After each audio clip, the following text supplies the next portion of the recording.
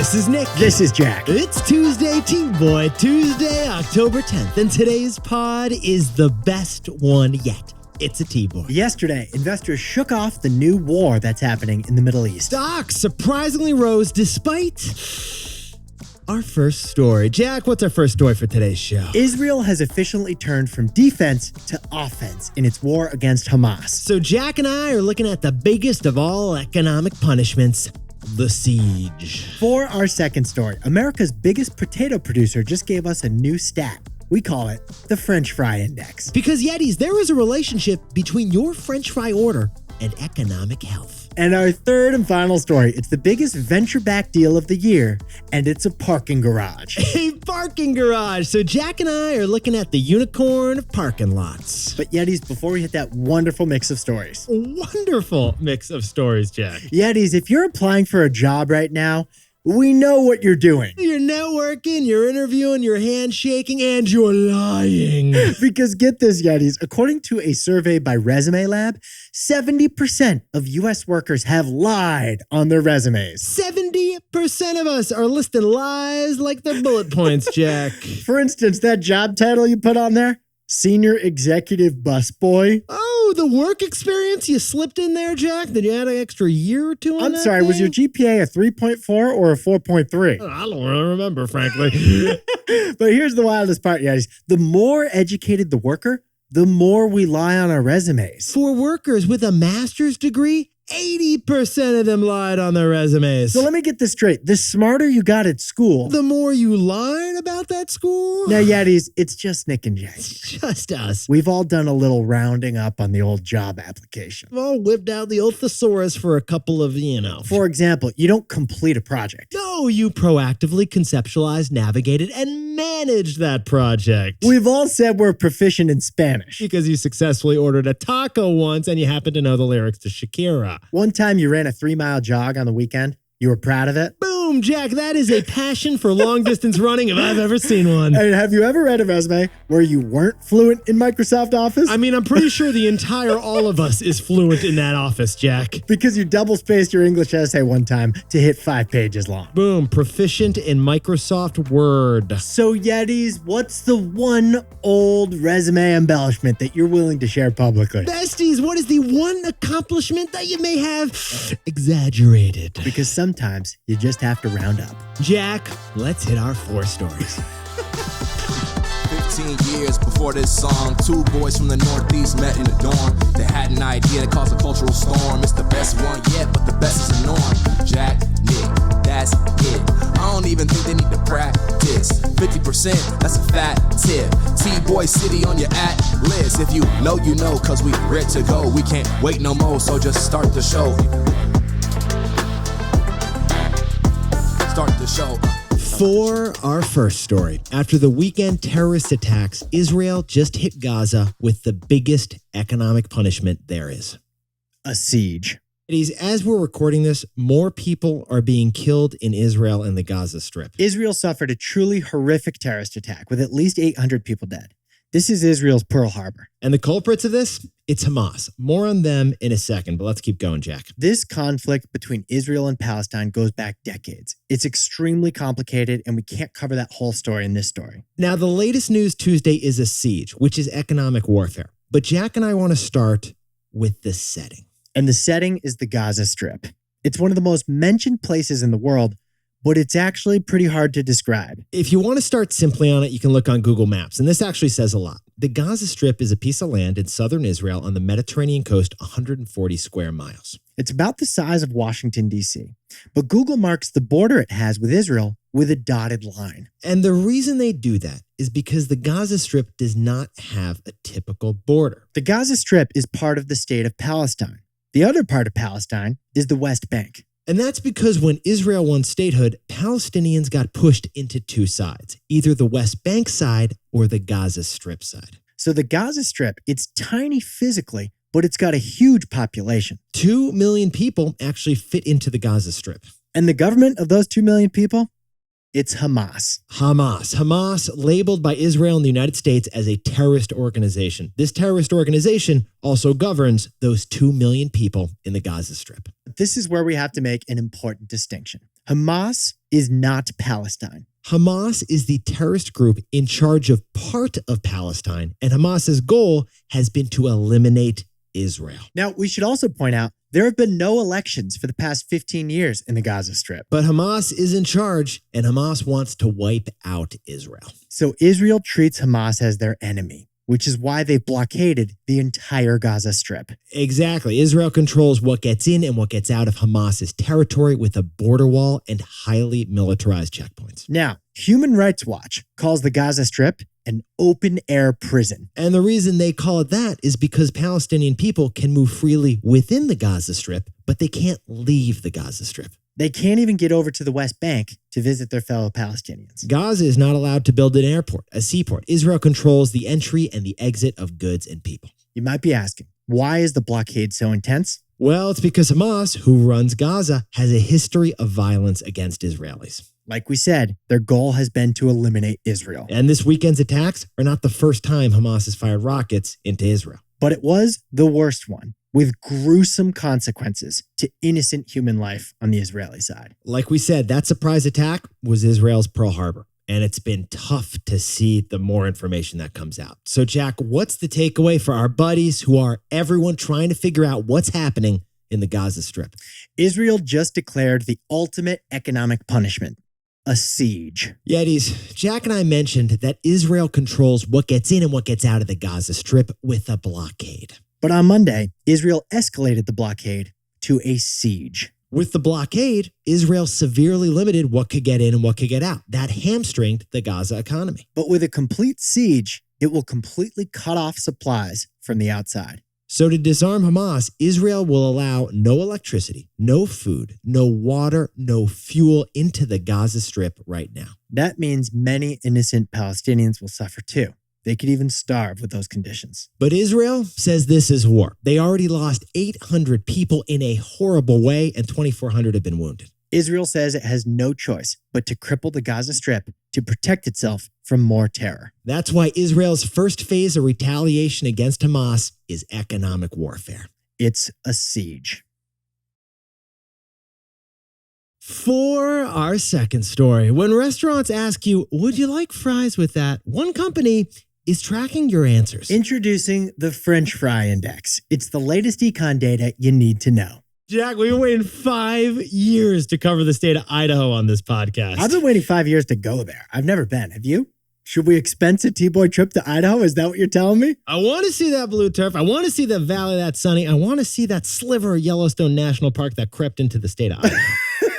Well, the biggest publicly traded company in Idaho, we just found it. Jack, it is Lamb Weston, the $13 billion pure play potato stock worth 3 lifts. I love that they do potatoes, and they don't just do them. They have a potato processing plant on 4 different continents. They've processed 8 billion pounds of potatoes at those 4 different processing plants on 4 different continents. Founded in 1950 with a simple and optimistic slogan. Seeing possibility in potatoes. Yetis, Bubba from Forrest Gump loves shrimp. Lamb Weston loves potatoes. Jack, let's jump into the numbers here. 100% of their revenue, where is it coming from? Roasted potatoes, toasted potatoes, herbed potatoes, buttered potatoes, waffle fries, shoestring fries, curly fries, steak fries. Fried, French fried, baked, double baked. You name the potato, they make that potato. Now, this company also has some IP. They invented what they call the lamb water gun knife. Which sounds highly threatening, and I'm scared. It's actually the best way to slice a potato into French fries. Yetis, Jack and I jumped in T-Boy style.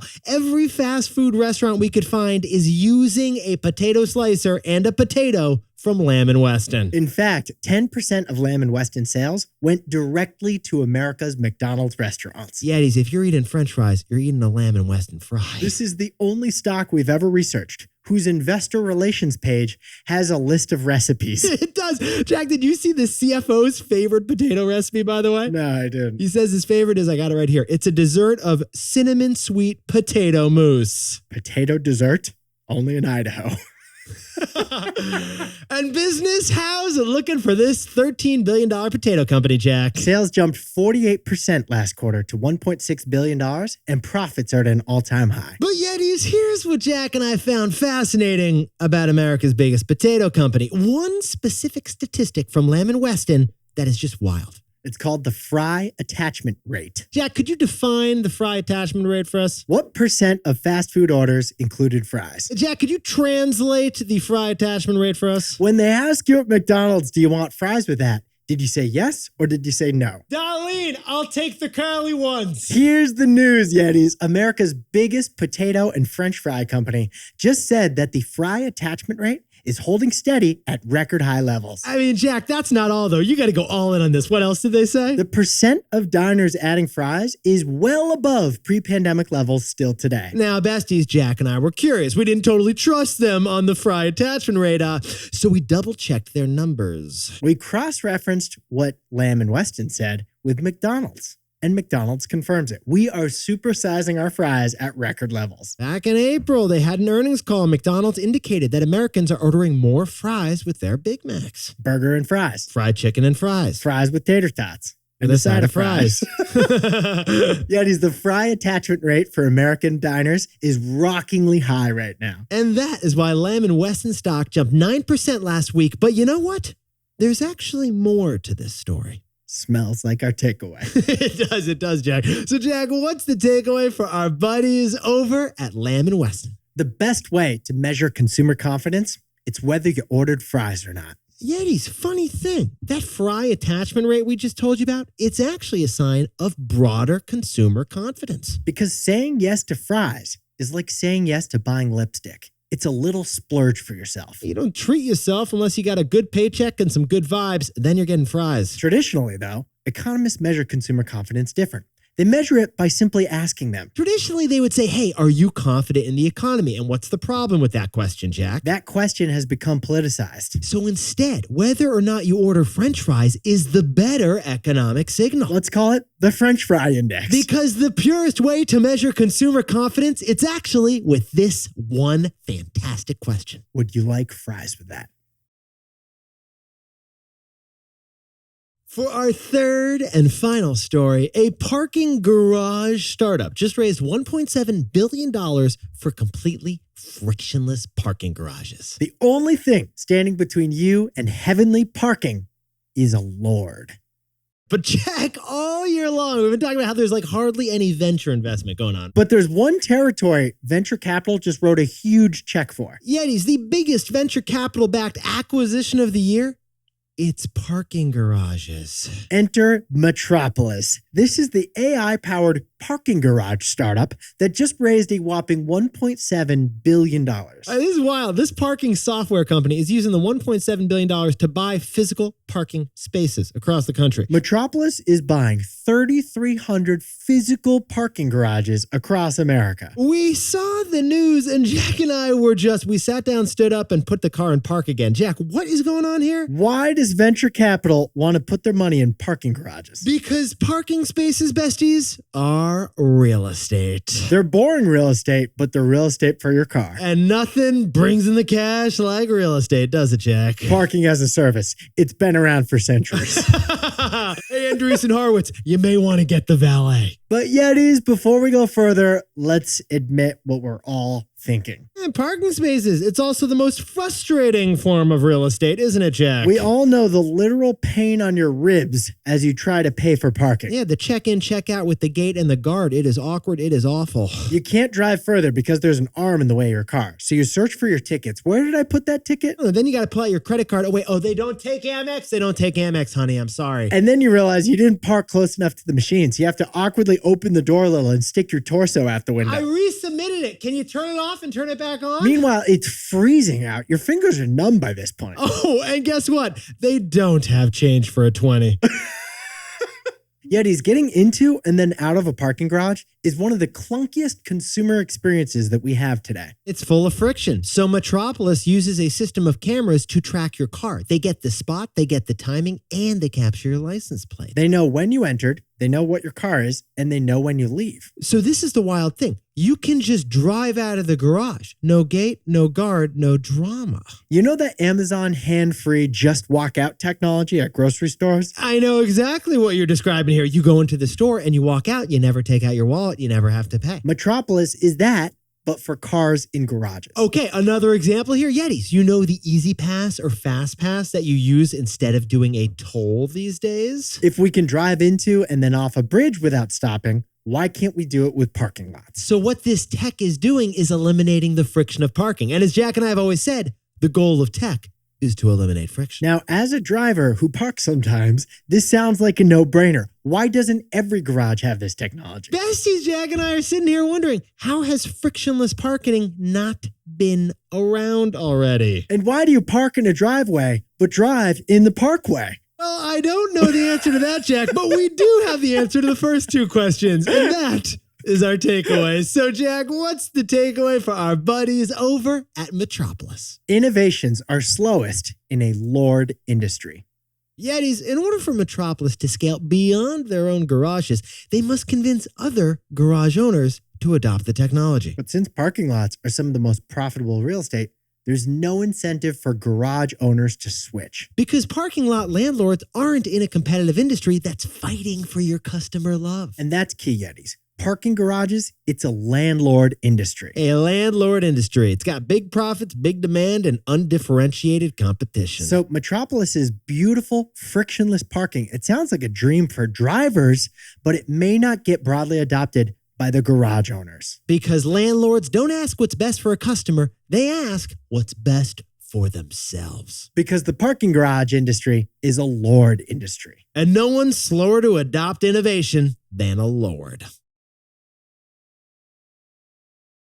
Jack, can you whip up the takeaways for us for T-Boy Tuesday? After the surprise attack from Hamas, Israel is responding with punishing economics. It's escalating its blockade on the Gaza Strip with a siege. For our second story, Lamb Weston stock is at an all-time high because we're ordering more French fries. Call it the French Fry Index. It's the purest measurement of consumer confidence. Jack, it's like French fries are bad for our physical health, but they're great for our financial health. Exactly. They should be financially subsidized. And our third and final story is Metropolis. They just raised VC money to techify 3,300 U.S. parking garages. But garage owners are landlords, and nobody adopts innovation slower than a lord.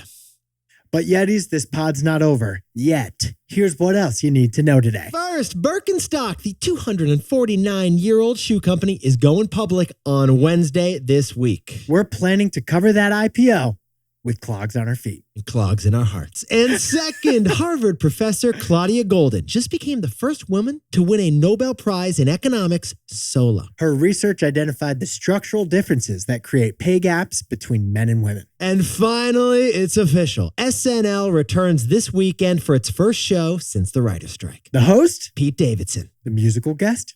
Ice Spice. I know you're Googling her right now, Jack. No, my brother was telling me about it. She was like just a regular person in New York 2 years ago. Now she's the musical guest on SNL. Absolutely insane. She's Team Nicki Minaj. She's got a whole thing going on.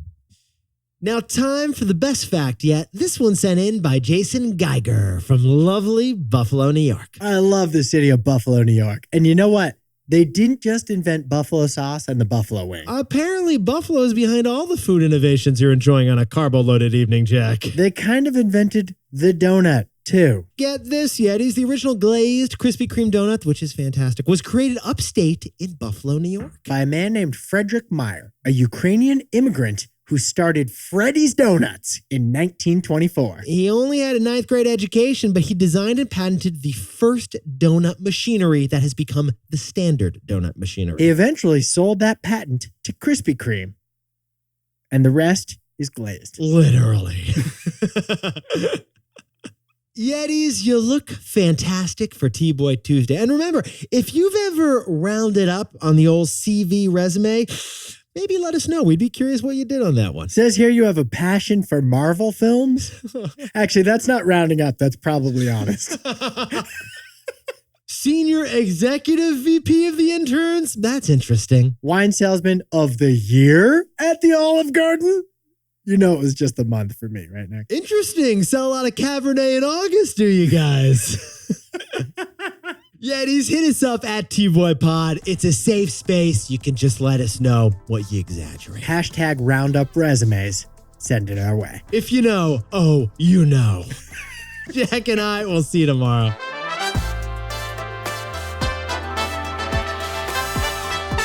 And before we go, a happy birthday to Adriana Carvalho, a Yeti who's turning 10 on 10/10 right now. That's called a golden birthday. Happy birthday, Adriana. And a happy birthday to Yeti McGill Ramirez in Quezon City in the Philippines, waiting for us to write a book, by the way, Jack. Miguel, don't hold your breath.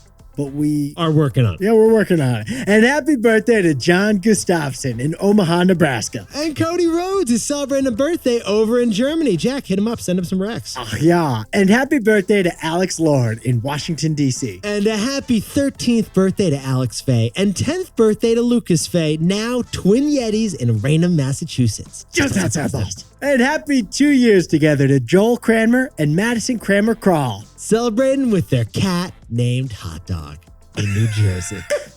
It works. Oh, it works. Oh, it works. Send us a pic of that hot dog, please, by the way. This is Jack. I own stock of Amazon and Krispy Kreme. Burger and fries. Fried chicken and fries. Fries with tater tots. And a side of fries.